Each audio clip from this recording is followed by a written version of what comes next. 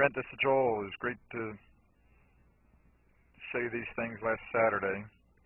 Remember, link 1 looks like link 8. Link 3 looks like link 7, which looks like link 9. Link 4 looks like link 6, which looks like link 10.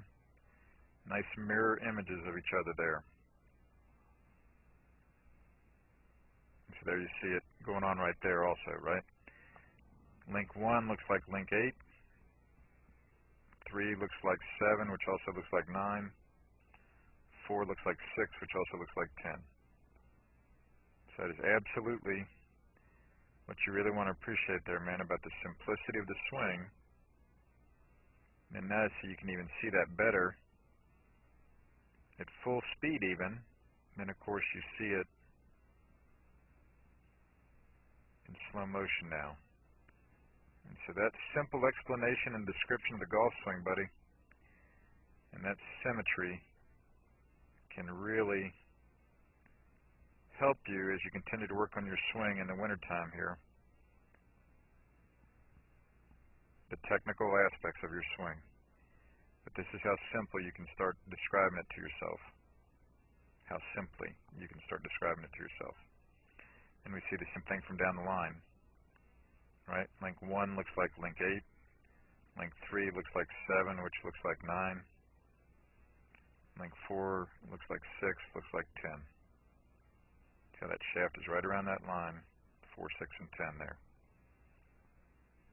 And when we put it in motion, again, you can see a lot of the symmetry, the simplicity of the golf swing there.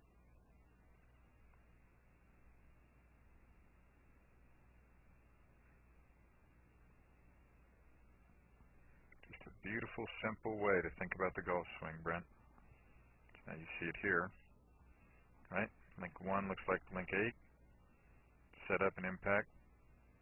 Into the backswing, the club shaft's parallel to the ground. That looks a lot like link 7 on the downswing, right? Link 3 on the backswing, 7 on the downswing, and then 9 on the follow through. You can't quite see the club shaft there, but when it's parallel to the ground, you see how that looks a lot like 7 and look like 3. And then link 4, 6, and 10 look a lot alike. Backswing in link 4 when the left arm's parallel to the ground. Link 6 when left arm's parallel to the ground. Then link 10 when the arms are parallel to the ground over there in the follow through. So that is just a beautifully simple way to think about things, Brent. And then when we look at your swing, right? Remember when we did this? This is a whole lot more simple than it used to be.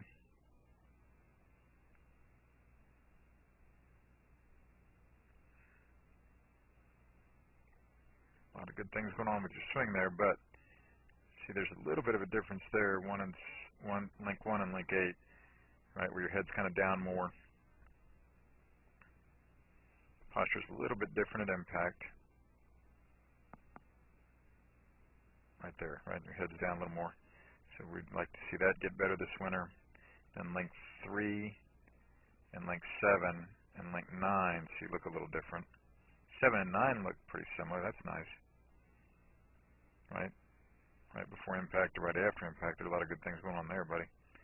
But then there, see how your arms are kind of stretched out and that club head's a little more above the plane line than what we'd really want. And again, that's more complicated than what we were seeing with the tour player there a moment ago. So then 4, 6, and 10, the shaft looks pretty decent there, right?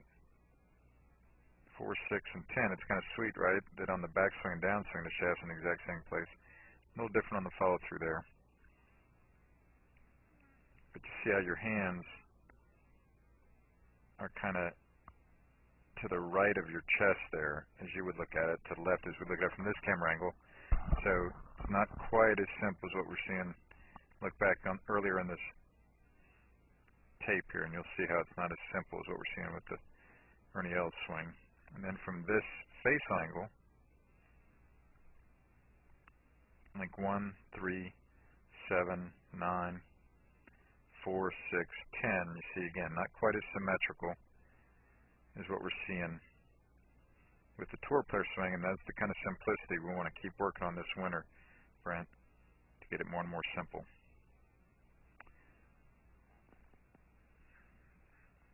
Again, you see how 4, 6, and 10, not as much hinge there on the backswing, right, as you have at 6 and 10. And then at length 3 there, when the shaft's parallel to the ground in your backswing, your hands are pretty far away from your legs there. Whereas on 7, your hands are close to your legs. And then 9, of course, your hands are close to your legs. That looks sweet there, 7 and 9. And to look at it from that down the line angle again, see again how the shaft looks beautiful there on 4, 6, and 10, right? But it can get even better, like you saw with L's. His on 4 and 6 was the same as 10, the shaft was. And then again, link 1 and link 9, or excuse me, link 1 and link 8 there, you see your head's down a little more at impact. Then link 7, you see how your head's down at impact. And then up there at link 3, your head's up in the circle at impact, but the club head and hands are above that line a lot more than what we'd see for the kind of model swing.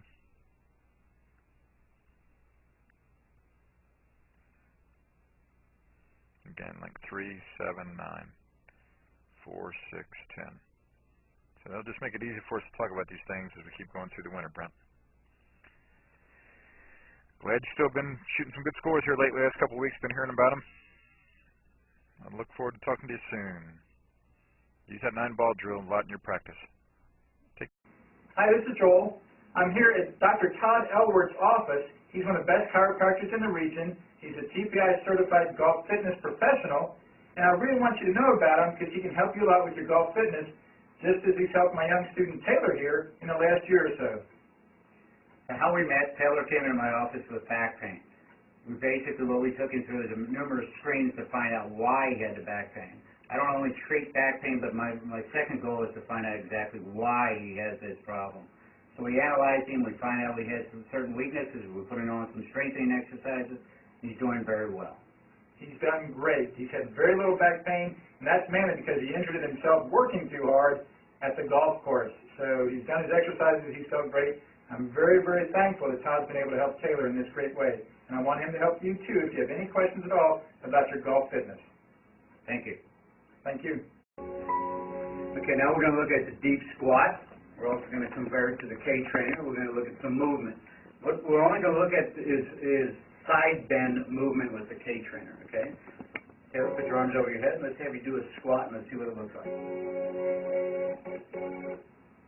Good. Come back up. Do another one. A couple of dysfunctional moves. As you can see, the K-vest turned red a couple times. Well, what I normally see, an athlete go down a little bit. This is what I normally see with some of my athletes. That's about it, as far as we go. We'll see the knees coming together. We'll bend them together. And as you can see, it totally turns red on the K-trainer there. Some of the corrective exercises that we certainly would do, don't just have a gentleman hold a weight, 10-pound weight straight out here. What this weight does, starts to engage the whole core. Now do the squat. And how much easier that is. The weight just drags you right down, the core is activated, the hips totally open up. Some of the other things that we do to correct this is where you're the cheater, put your heels up on the board, and now do your squat. A little bit of rotation at the bottom of the squat. Much better than it originally was. This is Joel Suggs. I sure enjoyed meeting you down at the Cincinnati Golf Show this weekend and showing you your swing on the 2D equipment that I have. And so I want to take about 2 or 3 minutes to just show you around Meadowlink. This is the studio I use in the winter for all my students. You see there's the down-the-line camera angle for our 2D equipment. And then we have the face-on camera angle also. And then what we also have here is 3D equipment to where I can show you your swing from 6 different camera angles with this 3D equipment. And we can get your swing from down to the 1/120th of a second in terms of exactly what your hips, shoulders, and hands are doing in the swing. And then also, I have the most realistic hitting curve I've ever seen from puttersedge.com. So when you hit your full shots, it feels as realistic as possible. And then I have 3 different green speeds for you to practice your putting. 9.5 on the step meter, 10.5 on the step meter, and 12.5 on the step meter. That's benefited my students tremendously. And then also I have a lot of learning aids like this Smart Stick. You can see the rest of those learning aids over here in my bag. that we can work on to help you learn the certain fields in your golf swing that you and I both want. And then also I help my students a lot with their equipment through the winter. This is a frequency analyzer where we twang your club and it gives us a reading here. And then also we plot your whole set, each club on these lines to see if the set is really matched or not. Quite often they aren't, and it helps my students tremendously when they find out what clubs are the offending clubs. And then if we get tired of being indoors and we want to go outdoors and hit some, we can do that. It's my daughter. Ellie, good to see you. I haven't seen her in weeks. No wonder you've been gone, Ellie. You've been out here playing in the snow all this time. But this is our natural turf area. This is closed until April, as you can see. But it's a fantastic area where we can step outside and hit some balls and get some real ball flight.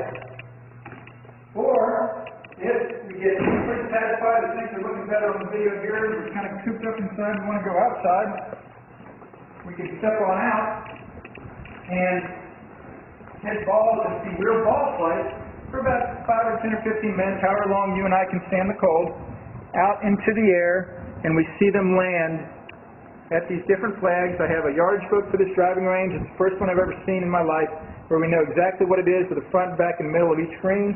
And again, the covered area here is heated, so we stay out there for about 5, 10, 15 minutes, like I said, and it enables us to see some ball flight, and then we get satisfied that things are looking the way we want, and we come back inside, take off our coat, and look again at the video equipment to see how your swing's looking, to make sure that you understand it. And then notice too, my exercise ball up top here, and then also, so I help my students a lot with their fitness through the winter, and then I will help you also with your sports psychology, with your golf psychology from the golfpsych.com people down in Texas. That's helped my students tremendously a lot over the years too. So again, I sure enjoyed meeting you down at the Cincinnati Golf Show this weekend. I look forward to seeing you again out here this summer at Meadowlinks, or even right now in the winter. I have a lot of people that work on their games with me right through the winter. Check out more information about the things I do to help you at joelsuggs.com. Take care.